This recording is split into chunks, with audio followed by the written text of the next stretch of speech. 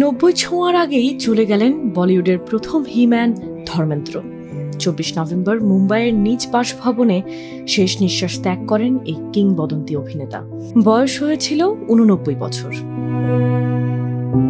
1935 সালের পাঞ্জাবের নসরালি গ্রামে জন্মেছিলেন ধর্ম সিং দেওল।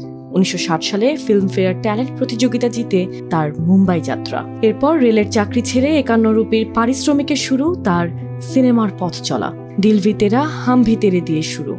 এরপর ফুল और পাথর তাকে বানিয়েছিল হিন্দি সিনেমার প্রথম অ্যাকশন হিরো।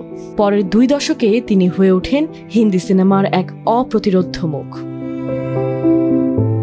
শোলে, চুপ চুপ কে, ধর্মবীর, দোস্ত, আনপার, মেরা গাঁও মেরা দেশ প্রতিটি চলচ্চিত্রেই তিনি যেন নিজেকে নতুন করে আবিষ্কার করেছেন। দর্শকরা দেখেছেন একদিকে সাহসী, অন্যদিকে কোমল হৃদয়ের এক অভিনেতাকে। শোলে সিনেমায় জয় ভীরুর বন্ধুত্ব হয়ে উঠেছিল বন্ধুত্বের এক অনন্য উদাহরণ।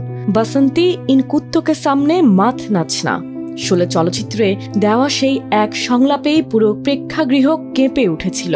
এখনো এই সংলাপ আছে সকলের মুখে মুখে। সে অ্যাকশন হিরো থেকে মুহূর্তেই তিনি বদলে যেতেন চুপচুপকের স্নিগ্ধ প্রফেসর হয়ে। ড্রিম গার্ল হেমা মালিনীর সঙ্গে তার প্রেম। তাদের একসঙ্গে 30-এরও বেশি সিনেমা বলিউডের ইতিহাসে রয়ে যাবে চিরকাল। সীতা और গীতা, ড্রিম গার্ল, যুগ্ন, দোস্ত আজও ইউটিউব মাতিয়ে চলেছে। ধর্মেন্দ্রর 2 ছেলে সানি ও ববি দেওলও বলিউডের পরিচিত মুখ।